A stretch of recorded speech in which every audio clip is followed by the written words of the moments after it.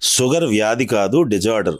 దీన్ని మొట్టమొదటిగా ప్రతి ఒక్కరు గమనించాలి. వ్యాధి అని అనుకోకండి ఎవరు కూడా. అయితే కరోనా తర్వాత భారతదేశంలో విస్తృతంగా ఈ యొక్క షుగర్కి సంబంధించినటువంటి డిజార్డర్ డయాబెటీస్ పేషెంట్స్ చాలా విపరీతంగా పెరిగారు. దీనికి కారణం కరోనాలో మనం విపరీతమైనటువంటి ఒత్తిడికి గురవడం కానీ, అలాగే మందులు విపరీతంగా వాడడం వల్ల కానీ, కరోనా బారిన పడడం వల్ల కానీ, స్టెరాయిడ్స్ లాంటి మందులు వాడడం వల్ల కానీ, విపరీతంగా ఒత్తిడికి గురవడం వల్ల, లేకపోతే పని ఒత్తిడి, నిద్రలేమి లాంటి కారణాలు, ఊబకాయం, సరైనటువంటి జీవన శైలి అంటే ఆహారపు అలవాట్లు సరిగ్గా లేకపోవడం వల్ల ఈ డిజార్డర్ అనేది, ఈ డయాబెటీస్ అనేది వస్తుంది. ఈ డయాబెటీస్ని నిరోధించడానికి మందులు ఒకటే మార్గం కాదు. మన జీవన విధానం మార్చుకోగలిగితే, సరైనటువంటి ఆహారపు అలవాట్లు, క్వాలిటీ స్లీప్, వ్యాయామం చేయడం, ఏదైతే కార్బోహైడ్రేట్స్ ఉన్నటువంటి ఆహారాన్ని తగ్గించుకొని మంచి ఆహారాన్ని, ప్రోటీన్ డైట్ని, ఫైబర్ డైట్ని మనం తీసుకోవడం వల్ల ఈ డయాబెటీస్ డిజార్డర్ని తగ్గించవచ్చు అనేది నా యొక్క మనవి. ముఖ్యంగా డయాబెటీస్ ఉందా లేదా అనేది పక్కన పెడితే, మొట్టమొదటిగా ఆహారపు అలవాట్లు, లైఫ్ స్టైల్ని ఖచ్చితంగా ప్రతి ఒక్కరు కూడా క్వాలిటీగా మార్చుకోవాలి. నేటి దినాల్లో సాఫ్ట్వేర్ ఉద్యోగాలు కానీ, ఎండలోకి వెళ్లకుండా ఇంటి లోపలే ఎయిర్ కండిషన్లో పనిచేయడం వల్ల కూడా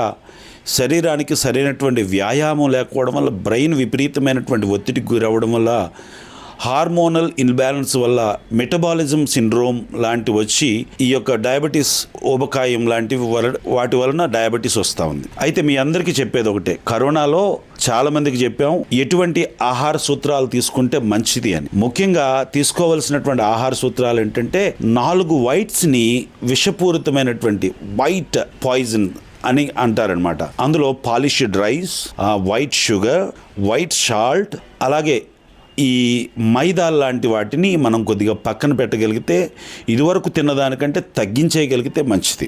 1. 2, అన్నాన్ని ఇదివరకు 3 పూట్ల 4 పూట్ల తిన్నవారు మధ్యాహ్నం 1 పూటకి తీసుకురావడం మంచిది. 3, ప్రతి ఒక్కరు కూడా అన్నాన్ని తినకపోతే ఇడ్లీ తినొచ్చా అని మాట్లాడుతున్నారు. ఇడ్లీ ఏంటి, అన్నం ఏంటి, 2 ఒకటే కదా. పిండి పదార్థాలను, కార్బోహైడ్రేట్స్ని మనం వీలైనంత వరకు తగ్గించాలి. మార్కెట్లో దొరికే అన్ని కూరగాయలను కూడా తినొచ్చండి. ఈవెన్ చిలకడ దుంపల గురించి ఒక టాపిక్ వచ్చింది ఇంతకుముందు, చిలకడ దుంపలు తినకూడదా అని. ఈజీగా నెలలో 4 సార్లు చిలకడ దుంపలు తిన్నా పర్వాలేదు, ఉడకబెట్టుకొని చక్కగా తినండి. అది కూడా ఏదైనా ఒకవేళ కార్బోహైడ్రేట్స్, పిండి పదార్థం తినాల్సి వస్తే పగలు మాత్రమే తినండి, రాత్రులు తినొద్దనేది నా యొక్క మనవి. మార్కెట్లో దొరికే ఆకుకూరలు అన్నీ కూడా సలాడ్ లాగా చేసుకొని తినడం, కిచిడీ లాగా చేసుకొని తినడం చాలా మంచిది. బోర్ కొట్టకుండా రోజు చపాతీ, చుక్కా రోటీ కాకుండా రోజుకొక మంచిదాన్ని మారుస్తూ మంచి ఆహార పదార్థాలను, ప్రోటీన్ డైట్ని తీసుకోండి.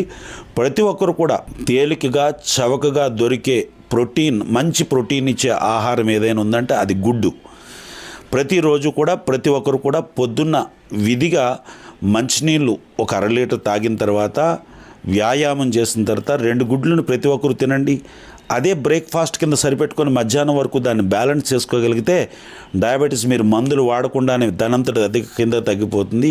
అంతేకాకుండా ఆకుకూరలు, కూరగాయలు, గ్రీన్ లీఫీ వెజిటేబుల్స్ని బాగా జ్యూసులాగా చేసుకొని, సూప్స్ లాగా చేసుకొని, జ్యూసెస్ లాగా చేసుకొని తాగొచ్చు. ప్రతి ఒక్కరికి తెలియచేసే మరొక మనం ఏంటంటే, ప్రతి ఒక్కరు కూడా ప్రతిరోజు వ్యాయామం అయిన తర్వాత అవకాశం ఉన్నటువంటి ప్రతి ఒక్కరూ, ఫ్యామిలీలో 4 ఉన్నారనుకోండి, ఒక 4 గ్లాసులు జ్యూస్ వచ్చేటట్టుగా, ఒక బూడిద గుమ్మడికాయ ఒక ముక్క, ఆనపకాయ, అలాగే క్యారెట్, బీట్రూట్ లాంటివి జ్యూస్ లాగా చేసుకొని 4 గ్లాసులు ఇంట్లో వారు 4 తాగగలిగితే డయాబెటీస్ మందులు వాడకుండానే తగ్గిపోతుంది. అలాగే మీ దైనందినటువంటి జీవితంలో ఖచ్చితంగా క్వాలిటీ స్లీప్ మాత్రం, నిద్ర మాత్రం కంపల్సరీ. ఒక మాట మీ అందరికీ తెలియజేస్తూ ఉన్నాను, డయాబెటీస్ ఉన్నవారు ప్రతి ఒక్కరు గమనించండి. మీరు ఆ రోజు రాత్రి నిద్రపోకుండా షుగర్ చెక్ చేయండి, అది 100ల మీదకి వెళ్ళిపోద్ది. సరైన నిద్రపోండి, మీరు ఏ ట్యాబ్లెట్ వాడకుండానే డయాబెటీస్ కిందకు వస్తుంది. కాబట్టి ప్రతి ఒక్కరు కూడా ఆరోగ్యవంతమైనటువంటి ఆహారాన్ని, వ్యాయామాన్ని, క్వాలిటీ స్లీప్ని ఖచ్చితంగా ప్రతి ఒక్కరూ చేయగలిగితే మందులు లేకుండానే డయాబెటీస్ని మనం తగ్గించుకోవచ్చు. ఒకవేళ రెసిస్టెన్స్ డయాబెటీస్ లాంటివి, టైప్ 2 డయాబెటీస్ లాంటివి ఉన్నవారు ఖచ్చితంగా ఆయా మందులను వాడుతూ తగు సూత్రాలను కనుక్కోగలిగితే, తరచుగా మీరు మంచి లైఫ్ స్టైల్ మీరు కానీ అలవాటు చేసుకోగలిగితే, రాను రాను మీ దగ్గర ఉన్నటువంటి ట్యాబ్లెట్ల సంఖ్య తగ్గిపోయి నెమ్మదిగా మీకున్నటువంటి ఈ యొక్క డయాబెటీస్ తగ్గిపోతుంది. మీరు ఈ ఆరోగ్య సూత్రాలు పాటిస్తే సరిపోతుంది. మరొక విషయం, ఎవరైతే డయాబెటీస్తో బాధపడుతున్నారో వారు 10% మీ బరువులోంచి, ఉదాహరణకు మీ యొక్క 70 కేజీలు బరువు ఉంటే 7 కేజీలు మీరు తగ్గగలిగితే మీరు ఏ మందులు వాడకుండానే డయాబెటీస్ మీ కంట్రోల్లోకి వస్తుంది. ఈ విషయాన్ని గమనించి ప్రతి ఒక్కరూ ఆరోగ్యంగా ఉండవలసిందిగా మనం చేస్తూ ఉన్నాం. సార్, ఇప్పుడు ప్రజెంట్ జనరేషన్లో ప్రతి ఒక్కరు కూడా బిజీ లైఫ్ సార్. సో మీరు చెప్పినట్టు ఇంట్లో వండుకోలేక తినకపోయినా అవుట్ సైడ్ ఫుడ్స్, జంక్ ఫుడ్స్కి ఎక్కువగా అలవాటు పడుతుంటారు. అంటే చిన్నవాళ్ళ దగ్గర నుంచి పెద్దవాళ్ళ దగ్గర. సో ఇలా అవుట్ సైడ్ ఫుడ్స్ తిన్న వాళ్ళు ఏమైనా డయాబెటీస్ లాంటిది వచ్చే అవకాశం ఉంటుందా సార్? ఎస్, నేనేమంటున్నానంటే బయట వ్యాపారాలు చేసుకునే వారిని తప్పు పట్టాలని నేను మాట్లాడటం లేదు. కోవిడ్ తర్వాత ఆరోగ్య సూత్రాలు పెరిగాయనే కంటే బయట భోజనాన్ని, బయట ఫాస్ట్ ఫుడ్స్ని, బయట రెస్టారెంట్స్లో భోజనం చేయడం అనేది ఫ్యామిలీస్ ఎందుకు అలవాటు చేసుకున్నారు. అది ఫ్యామిలీలో బిజీ లైఫ్ కావచ్చు, వండలేనటువంటి పరిస్థితులు కావచ్చు, భార్యాభర్తలు ఇద్దరు పనికి వెళ్ళడం, ఇంట్లో వాళ్ళందరూ ఉద్యోగానికి వెళ్ళడం వల్ల కావచ్చు. నేనేమంటున్నానంటే వీలైనంత వరకు బయట దొరికే ఫాస్ట్ ఫుడ్స్ని, ప్రాసెస్డ్ ఫుడ్ని మనం అవాయిడ్ చేయడం మంచిది.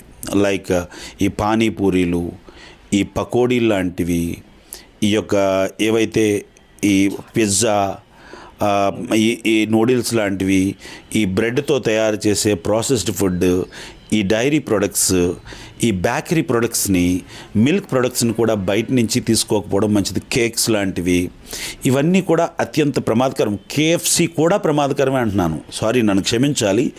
అప్పుడప్పుడు తినడం తప్పులేదు, కానీ రెగ్యులర్గా అవి తీసుకోవడం వల్ల మీకు ఎంతో కొంత ఆయిల్ సంబంధించినటువంటి సమస్యలు మీకు వస్తాయి. ఎందుకంటే వారు ఆయిల్లో ఎప్పటికప్పుడు మార్చరు కదా, వారు వ్యాపారం చేసుకుంటారు, దాంట్లోనే పదే దాన్ని ఉడికించడం, వేపడం లాంటివి చేస్తూ ఉంటారు. కాబట్టి ఆ ఆయిల్ మరిగి మీకు ప్రాణాంతకంగా ఉంటుంది.